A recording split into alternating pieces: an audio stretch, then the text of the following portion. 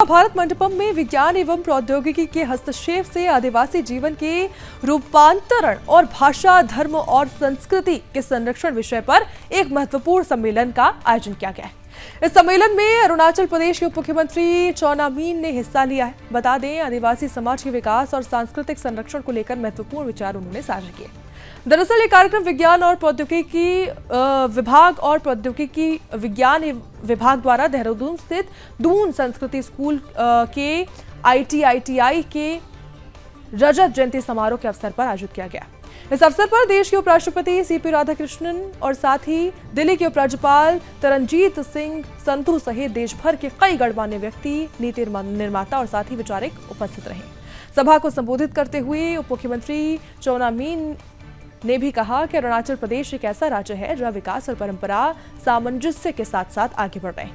उन्होंने कहा कि राज्य की समृद्धि, आदिवासी विरासत और साथ ही विविध भाषाएं और गहरे आध्यात्मिक मूल विकास में बाधा नहीं बल्कि सतत और समावेशी विकास के मार्गदर्शक है। उन्होंने स्पष्ट रूप से कहा कि परिवर्तन का अर्थ किसी पहचान को मिटाना नहीं होना चाहिए बल्कि पहचान को बनाए रखते हुए सशक्तिकरण होना चाहिए।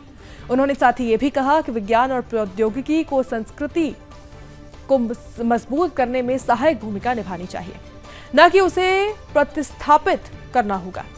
उप मुख्यमंत्री ने उदाहरण देते हुए कहा कि किस तरह तकनीकी हस्तक्षेप अरुणाचल प्रदेश के दूरदराज क्षेत्र में जीवन को बदल रहा है।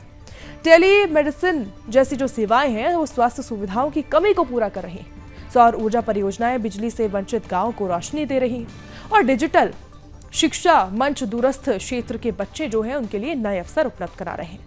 इसके साथ ही उन्होंने स्वदेशी भाषाएं, साथ ही मौखिक परंपराएं और सांस्कृतिक धरोहरों के संरक्षण पर भी जोर दिया।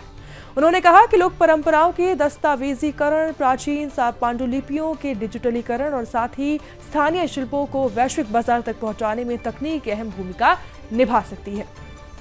उन्होंने साथ ही भाषाई विविधता को भी बनाए रखने के लिए जनजातीय लिपियों के यूनिकोड एकीकरण जैसे प्रयासों की भी सराहना की और कहा कि कदम डिजिटल युग में स्वदेशी भाषाओं को जीवंत बनाएगा।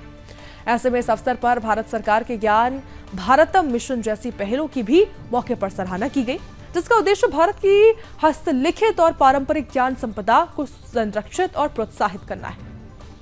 कार्यक्रम के दौरान उप मुख्यमंत्री चौना मीन को ब्रह्मपुत्र गौरव सम्मान से भी सम्मानित किया गया।